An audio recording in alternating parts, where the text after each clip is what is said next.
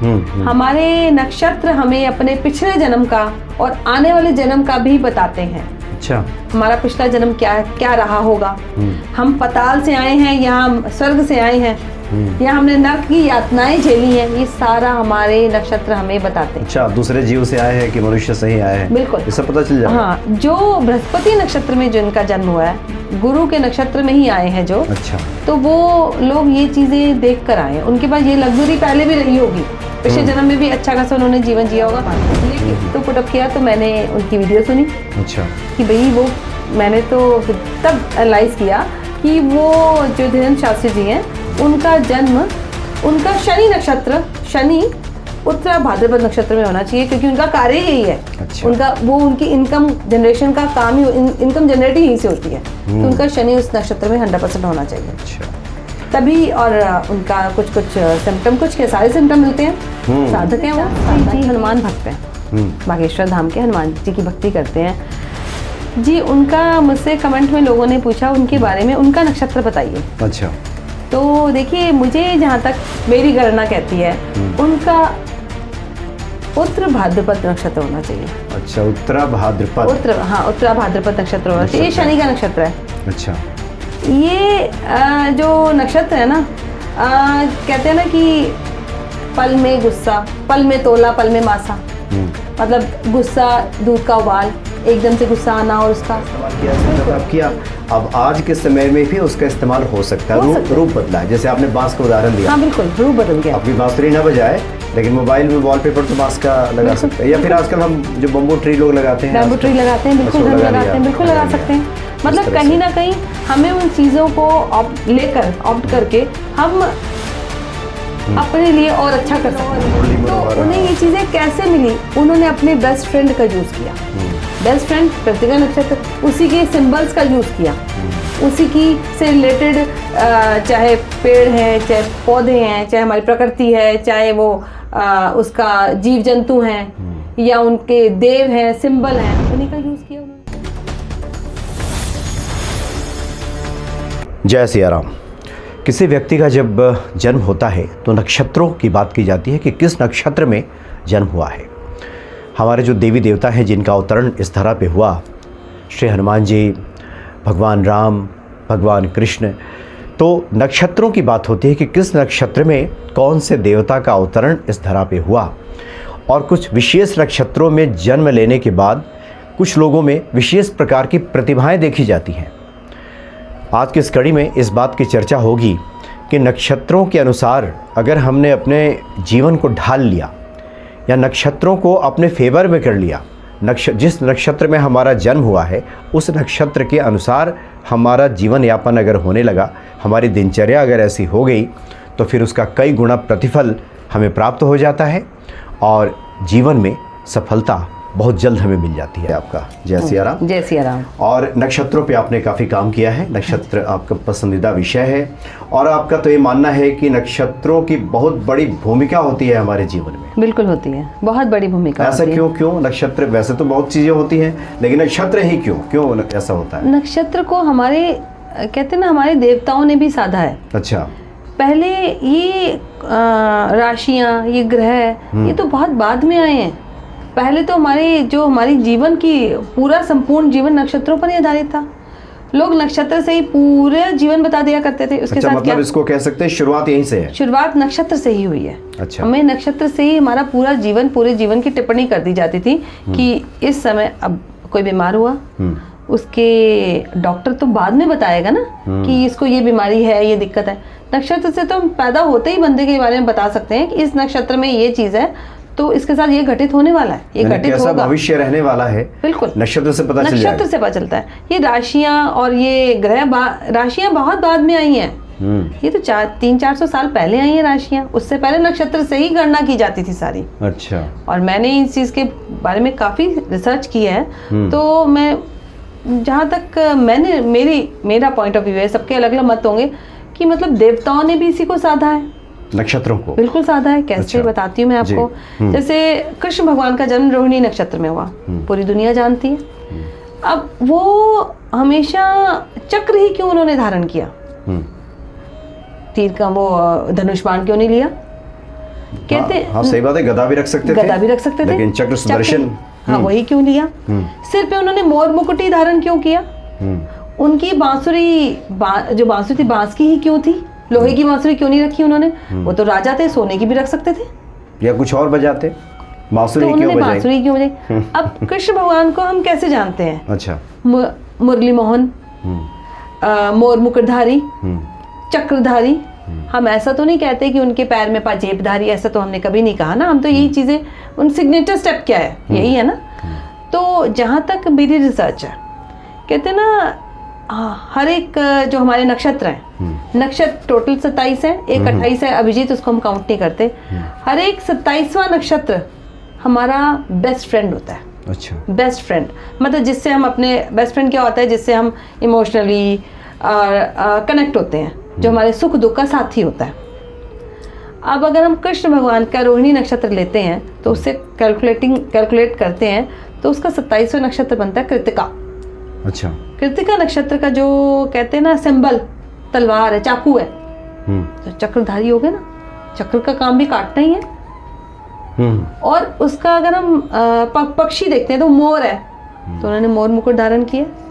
अच्छा, कृतिका का ये सब उसका, क्योंकि 27वां नक्षत्र उन्होंने भी लिया ना, इसका मतलब भगवान ने भी ये यूज ही किया है ना, तभी तो ये चीजें बनी।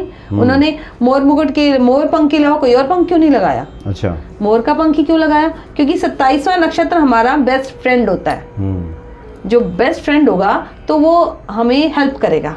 अच्छा, मतलब अपने व्यक्तित्व को बढ़ाने में सहायक बनेगा। बिल्कुल सहायक इसलिए कृति, या फिर हमें लगता है कि ये कई बार स्वतः व्यक्ति के भीतर ऐसा भाव हो जाता है क्या कि वो उसकी पसंद ही वहां चली जाएगी? और हाँ बिल्कुल, कहीं ना कहीं कनेक्शन बनेगा। अच्छा, कनेक्शन अब जैसे बनेगा। कोई भी है, चलो मैं कृष्ण भगवान को तो एग्जांपल है, किसी का भी नक्षत्र होगा ना, जो उसका 27वां नक्षत्र होगा, कहीं ना कहीं उसके साथ वो इंसान कनेक्ट होगा या उससे रिलेटेड चीजें वो यूज करता होगा। अब हमारा क्या है कि जो हमारे नक्षत्र का चौथा नक्षत्र होता है वो हमें हैप्पीनेस देता है। अच्छा, हमें इंटरनली कोई चीज़ देख, कहते हैं ना, कोई लोग कहते हैं कि हम मूवी देख के खुश होते हैं, कोई कहता है मैं टीवी देख के खुश होता हूँ, टीवी देख रहे हैं या कोई गेम, टीवी में गेम चल रही है, कोई फ़ोन में इंस्टाग्राम में लगे रहते हैं, तो कहते हैं ना फ्रस्ट्रेशन निकल जाती है। तो कृष्ण भगवान की फ्रस्ट्रेशन मुरली बजाने में निकलती थी, वो खुश होते थे मुरली बजा के। तो जो हमारे नक्षत्र का फोर्थ नक्षत्र, चौथा नक्षत्र होगा, वो हमें खुशी देता है। हर एक के साथ आइए। तो कृष्ण भगवान का जो रोहिणी नक्षत्र का चौथा नक्षत्र है पुनर्वसु नक्षत्र। पुनर्वसु, अच्छा। पुनर्वसु का जो ट्री है वो बांस है, तो उनकी बांसुरी बांस की। देखो, लोहे की नहीं थी, सोने की नहीं थी, नहीं तो वो तो हीरे जड़ित बांसुरी भी यूज कर सकते थे। उन्होंने सिर्फ बांस की बांसुरी क्यों ली? वो क्योंकि उन्हें उससे हैप्पीनेस मिली। इसका मतलब हमारे देवता भी, हमारे भगवान भी नक्षत्रों को यूज करते थे। अच्छा, नक्षत्रों के अनुसार उन्होंने सब कुछ धारण किया। सब कुछ धारण किया। अच्छा, तो ये सबसे बड़ा एग्जाम्पल है। और हमारे नक्षत्र हमें आने वाली घटनाओं के बारे में पहले ही बता देते हैं। अच्छा, ये बताएं कि ये तो भगवान कृष्ण है, भगवान विष्णु के अवतरण है। हाँ बिल्कुल। एक तो होता है कि आपका मन स्वभाव उसी तरफ जाएगा, बिल्कुल, नक्षत्रों के अनुसार। हाँ जी। और जिन लोगों का नहीं जा रहा किसी कारण से, तब तो आपके कहने की तात्पर्य है कि वो लोग अगर नक्षत्रों के अनुसार चीजों को समझ करके अपने जीवन में अपनाएं, बिल्कुल, तब तो जीवन, मुझे लगता है कि ज्यादा बिल्कुल प्रगति के रास्ते पे। कृष्ण जी का छोड़ते हैं, हम राम जी का एग्जाम्पल लेते हैं। हाँ। राम जी का जन्म पुनर्वसु नक्षत्र में। पुनर्वसु नक्षत्र में। अच्छा, पुनर्वसु नक्षत्र का 9वां नक्षत्र, कहते हैं 9, 18, 27 हमारे बेस्ट फ्रेंड है। 9वां नक्षत्र क्या है? स्वाति नक्षत्र। उसी में हनुमान जी का जन्म हुआ, तो हुए बेस्ट फ्रेंड। तो कृष्ण, हनुमान जी के जो श्री राम जी के बेस्ट फ्रेंड कौन हुए? हनुमान जी हुए ना। सखा सहायक सब हनुमान जी हैं। हाँ बिल्कुल, हाँ। सखा है, सहायक है, सब कुछ उनका सारा कार्य उन्होंने सिद्ध कराया है। उनके बिना कार्य नहीं हो सकता।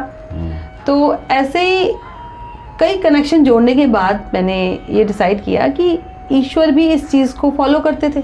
अच्छा, यही चीज अगर इंसान फॉलो करे तो वो भी अपनी, कहते हैं, नियति निश्चित कर सकते हैं, अपनी प्रॉब्लम्स को खुद ही दूर कर सकते हैं। कहते हैं कि जब शिवजी भगवान ने अवतार लिया था, जब उनका शिवलिंग निकला था, उस समय जब नक्षत्र था वो आद्रा नक्षत्र था।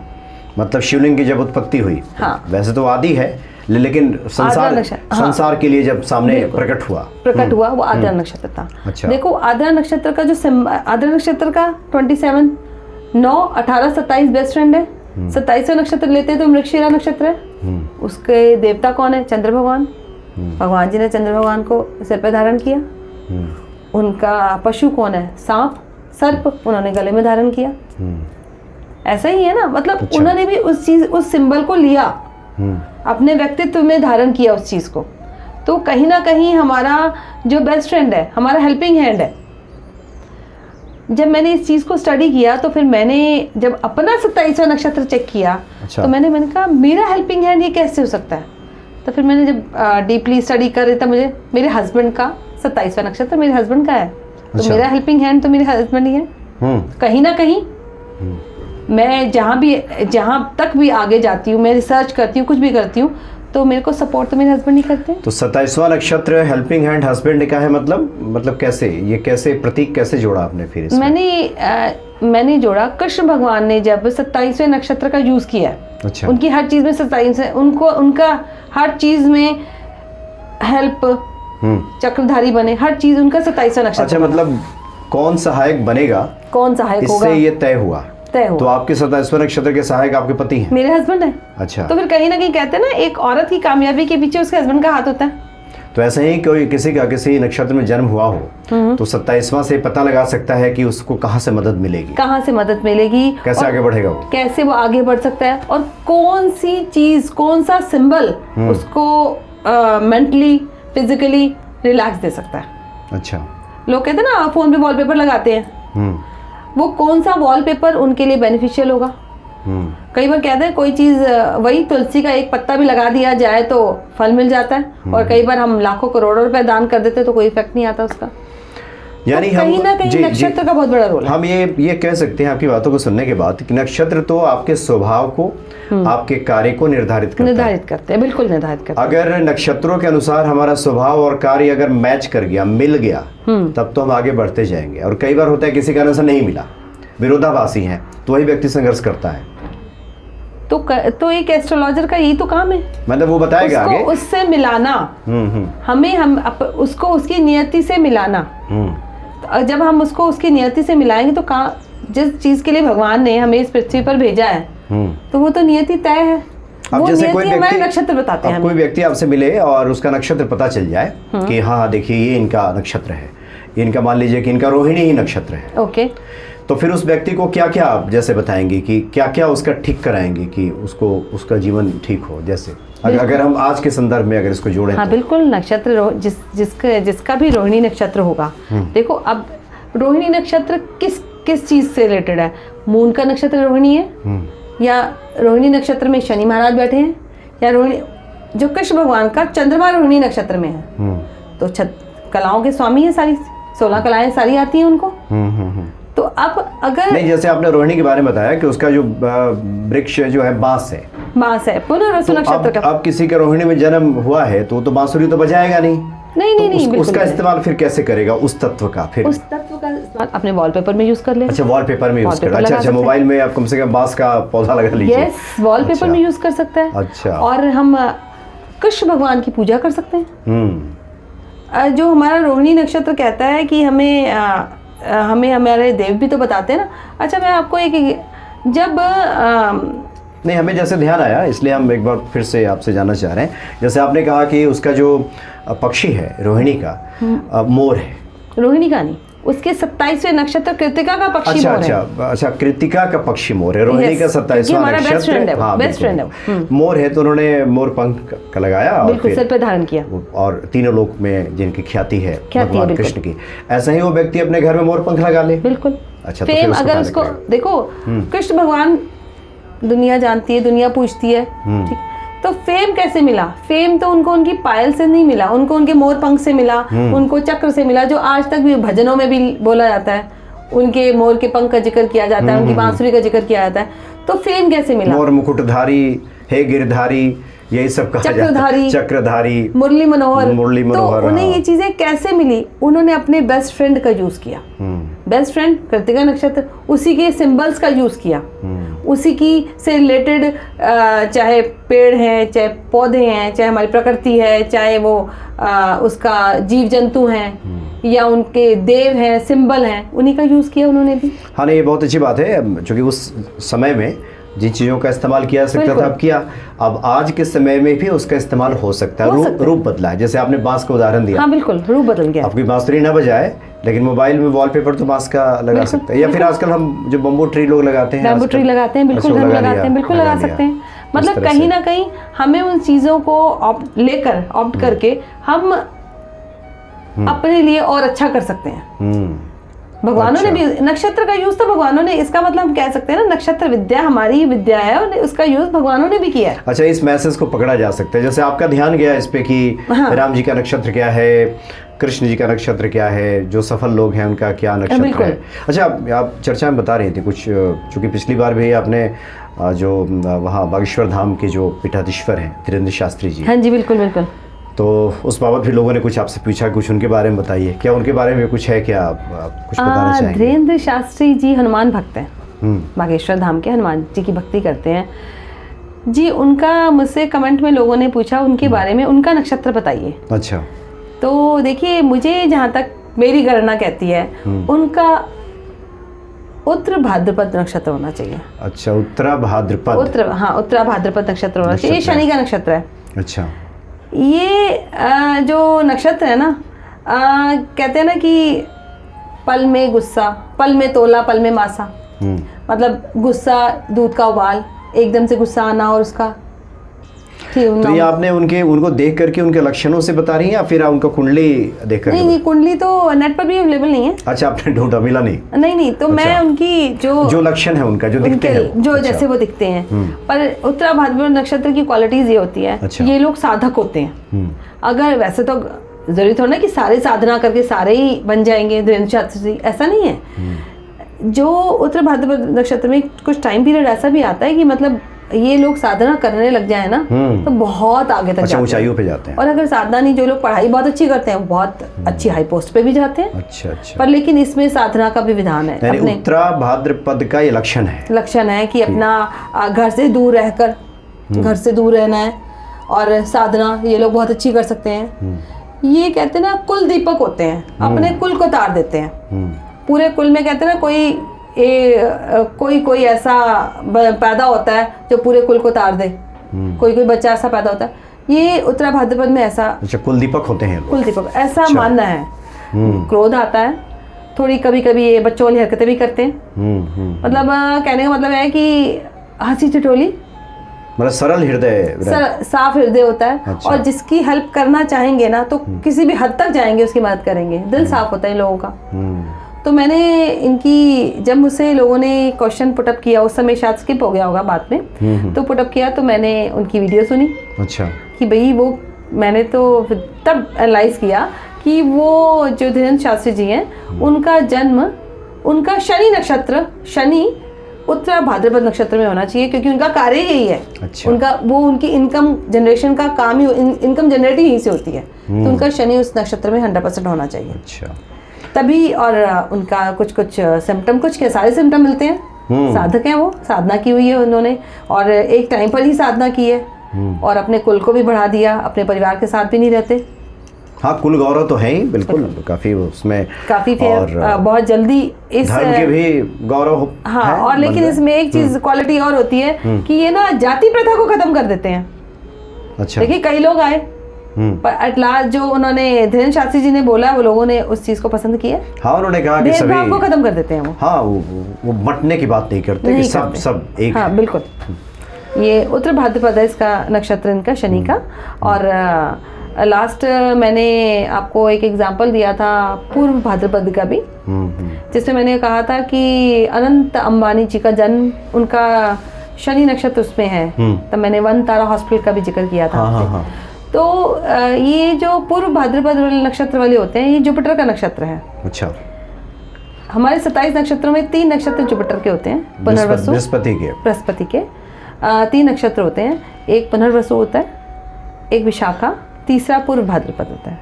कहते हैं जो बृहस्पति के नक्षत्रों में पैदा होता है ना, वो ऑटोमेटिकली पिछले जन्म में भी यही लाइफ जीकर आया होता है। अच्छा। ऐसा नहीं है कि मतलब उन्होंने कहने का मतलब मनुष्य जीवन से ही मनुष्य जीवन मिला है उन्हें। हमारे नक्षत्र हमें अपने पिछले जन्म का और आने वाले जन्म का भी बताते हैं। अच्छा। हमारा पिछला जन्म क्या क्या रहा होगा, हम पताल से आए हैं या हम स्वर्ग से आए हैं, या हमने नर्क की यातनाएं झेली हैं, ये सारा हमारे नक्षत्र हमें बताते हैं। अच्छा, दूसरे जीव से आए हैं कि मनुष्य से ही आए हैं, बिल्कुल ये सब पता चल जाएगा। हाँ, जो बृहस्पति नक्षत्र में जिनका जन्म हुआ है, गुरु के नक्षत्र में ही आए हैं जो, अच्छा, तो वो लोग ये चीजें देख कर आए हैं। उनके पास ये लग्जरी पहले भी रही होगी, पिछले जन्म में भी अच्छा खासा उन्होंने जीवन जिया होगा, लेकिन कुछ डेप्थ्स रह गए थे जो वो पूरे चुकाने के लिए इस जन्म में आए हैं। अच्छा। पूर्व भाद्रपद नक्षत्र तो कुछ डेप्थ छोड़ गए हैं, रह गए हैं, जिनको चुकाने के लिए इंसान का जन्म कुछ होता काम है। बाकी रह गया है, कुछ काम बाकी रह जिसको गया है। पूरा करने के लिए आए हैं। बिल्कुल, तो इन्हें समाज सेवा बहुत करनी चाहिए, मतलब बांटना चाहिए। बांटने का मतलब ये नहीं कि आप पैसा बांट रहे हो या लंगर लगा रहे हो, ऐसा नहीं है। जो चीज हमारे पास है वही अपना अगर उसका विस्तार करना एक लिमिट तक, कहते हैं ना, एक लिमिट के बाद जब हमें सुकून मिल जाए कि हम इस लेवल तक आ गए हैं, उसके बाद बांटना शुरू कर दें। मरकरी है पूर्व भाद्रपद में, तो अपना ज्ञान बांटिए, लोगों को सही जीवन जीने का तरीका बताइए। शनि है तो मजदूरों की सेवा कीजिए, जनता के सेवक बनिए। ऐसे मतलब ये नक्षत्र हमें आगे की दिशा हमारी मतलब तय करवाते हैं कि हमें आगे क्या करना है, और हमें हमारे पिछले जन्मों का क्या प्रारब्ध है, और हमें वो क्या कितना भोगना है, और आगे आने वाले जन्म में हमें कितना मिलना है, ये सब कुछ हमारे नक्षत्र तय कर देते हैं पहले। जी। इसलिए नक्षत्रों का रोल सबसे ज्यादा है। अब तो बहुत से भक्तों की जिज्ञासा होगी कि अगली बार आपसे जब भेंट हो, बिल्कुल, तो हनुमान जी के नक्षत्र पे एक बार बात कीजिएगा कि हनुमान जी में स्वाति नक्षत्र है उनका। हाँ जी। तो इसकी क्या खूबियां हैं, हम लोग अगली बार हम लोग चर्चा करेंगे। हाँ जी, बिल्कुल। और इससे विस्तार से बात करेंगे कि उन गुणों को कैसे व्यक्ति अपने भीतर विकसित कर सकता है, हाँ, और हनुमान जी का कृपा पात्र बन सकता है। बिल्कुल। चलिए, बहुत बहुत धन्यवाद आपका। थैंक यू जी। सिया राम। अगर आपका भी कोई क्वेश्चन हो तो आप प्लीज़ मुझे कमेंट ज़रूर कीजिएगा, मैं उसका आंसर नेक्स्ट पॉडकास्ट में ज़रूर दूंगी।